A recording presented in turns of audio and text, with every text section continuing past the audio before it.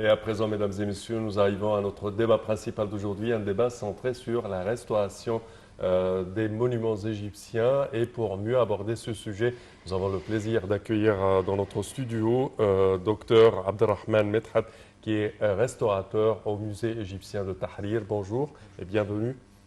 Bonjour, merci. Alors, premièrement, quand on parle de restauration au sein du musée de Tahrir, par exemple, on parle de certaines techniques qu'on emploie et qui sont un tout petit peu différées lorsqu'on restaure, par exemple, un temple ou quelque chose en plein air.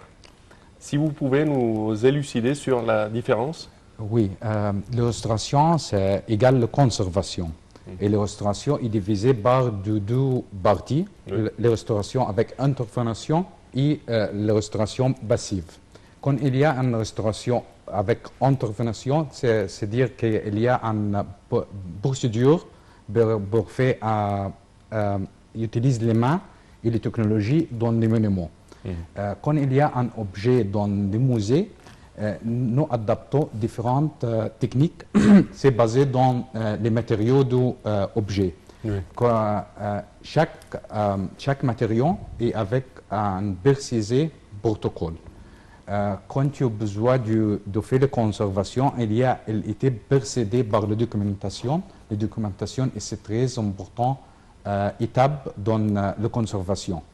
Il y a différents types de documentation. Chaque matériau a besoin de différents types de traitement, différents types d'outils pour production et différentes techniques dans la conservation. Quand il y a un objet dans le musée, il a besoin d'une stratégie différente d'un objet dans le site. Parce qu'il y a une interaction avec l'objet et l'environnement. L'environnement dans le musée, c'est très contrôlé. Les climatiques est contrôlé, mais dans le site, ce n'est pas contrôlé. Oui. Pour ça, on choisit un matériau pour faire la conservation. Il est basé pour le type de matériau, les lieux du matériau et l'environnement pour l'objet. Alors, ça veut dire que, par exemple, pour restaurer un temple, vous mesurez la moyenne de la température et la moyenne de l'humidité pour pouvoir trouver un matériel adéquat pour cette restauration. Tout à fait. C'est un très important paramètre pour faire la conservation. Ce n'est pas la température seulement, c'est l'humidité, l'ultraviolet aussi ou l'UV. C'est très important. Le vent, la pluie. Oui.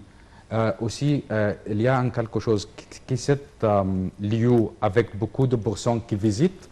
Et il y a le nombre de personnes visiteurs limité de oui. visiteurs. Les personnes nombre jouaient un très important rôle dans cette. Est-ce que les équipes qui font la restauration pour une pièce exposée dans un musée sont différentes des autres personnes qui font cette restauration dans les sites ouverts? Oui, mais les deux jouaient le même rôle.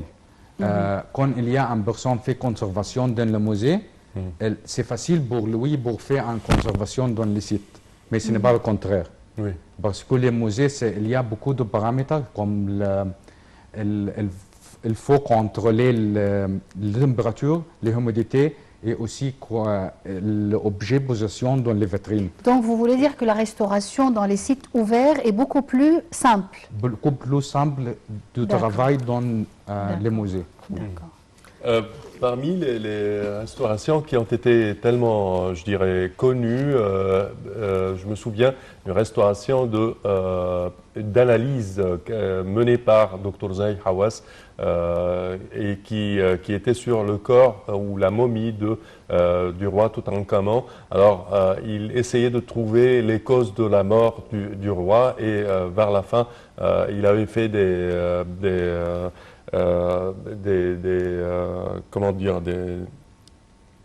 Des examens. des examens médicaux avec des X-rays et des matériels de scanner pour savoir quelle était la cause de sa mort. Et je pense que ça a été diffusé en direct en Égypte et dans le monde entier avec plein de résultats qui étaient sortis de ces analyses. Alors, si vous pouvez nous élucider là-dessus.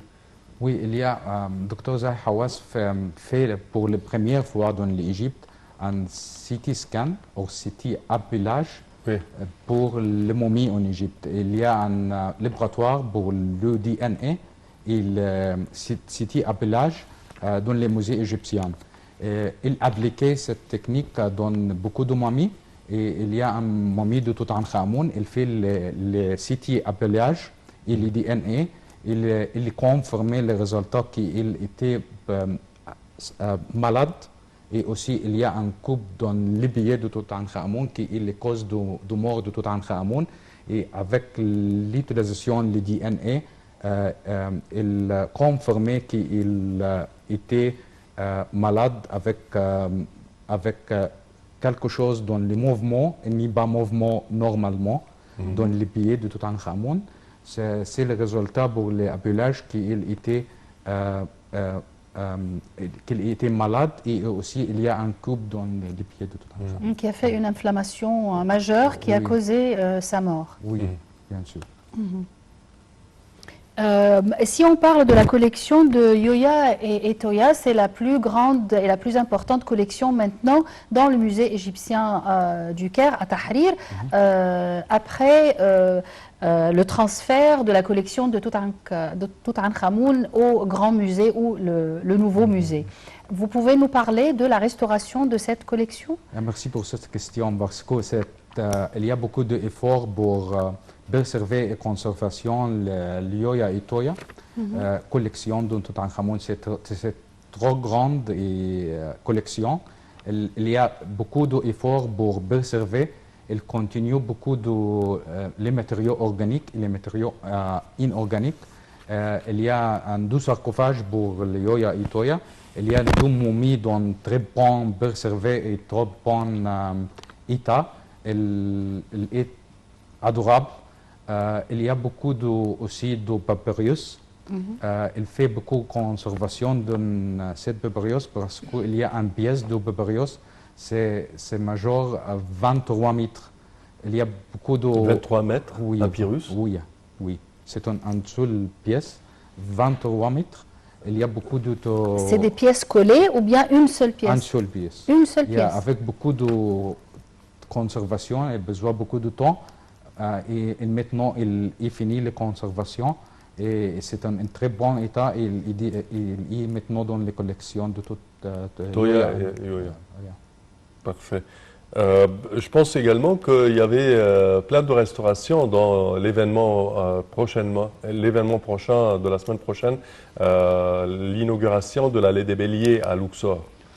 Oui, il y a beaucoup d'efforts maintenant pour faire conservation pour les béliers et les roues de la bélière dans Luxor. Parce qu'il y a une préparation pour le carnaval dans cet lieu. Oui. Ce sera quelque chose d'international. Il y a tout le monde va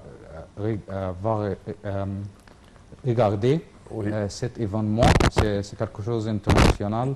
Et il y a beaucoup d'efforts avec les ministres de l'archéologie et de l'antiquité et du tourisme pour faire beaucoup de propagande pour cet événement. Oui. Oui, parfait. La restauration, en général, ce n'est pas un travail de quelques semaines, de quelques mois, de quelques années, et c'est fini. On doit continuer à restaurer les mêmes pièces, les mêmes sites, au fur et à mesure de l'éternité, n'est-ce pas? Oui. Comment on peut savoir que cette pièce doit être restaurée une deuxième fois ou une troisième fois? Il y a deux techniques. C'est la première, il y a un sondage pour les monuments. Chaque année, il y a un sondage. Il y a intervention et les priorités aussi. quand il y a un objet besoin maintenant de faire la conservation, on fait la conservation. Quand il y a un bon état, nous travaillons après faire les priorités. Toujours, il y a un sondage pour, Bien sûr, pour il y a des préciser, priorités, oui, je pour comprends. préciser les priorités. Mais normalement, une pièce qui a été restaurée en 2020 doit être restaurée dans combien d'années? Le normal, je veux dire. C'est basé sur l'environnement et l'interaction avec les matériaux et l'environnement. Mais toujours, il y a un sondage, toujours, il y a une observation pour cet objet. Mais il n'est pas précisé tant pour faire une autre fois en conservation. Et il y a des signes qui vous disent que cette pièce doit être restaurée maintenant. Oui. Quels sont ces signes? Je veux savoir les secrets, moi. Ouais, ok. C'est basé sur détérioration et aussi on utilise un pareil, cet pareil qui dit c'est un bon état ou non. Et aussi dans l'environnement, il y a un appareil pour mesurer et préciser que l'environnement est sympa avec cet objet ou ce n'est pas. Ce sont tous les secrets ou il y a d'autres secrets? Non, c'est le secret. D'accord. D'accord. On avait parlé ici dans notre studio, on avait reçu des restaurateurs du palais de Mohammed Ali, le prince Mohammed Ali. Et ils avaient parlé d'un grand projet de restauration, de tapis et de meubles, plein de boiseries, de bijoux certainement. Et c'était un travail colossal. On avait passé des années même pour terminer une mise en œuvre de ces objets. Alors ces projets-là prennent plein de temps, je dirais. Oui, c'est un méga projet. Il a besoin beaucoup de temps, beaucoup de l'argent. Il y a beaucoup de personnes qui travaillent dans cette restauration parce que ce n'est pas facile, parce que c'est une place très unique. Il composait beaucoup d'objets avec variés degrés de détérioration. Mais c'est un méga projet, besoin beaucoup d'efforts et beaucoup de conservation. Et il y a maintenant un prix millénaire result, c'était bien.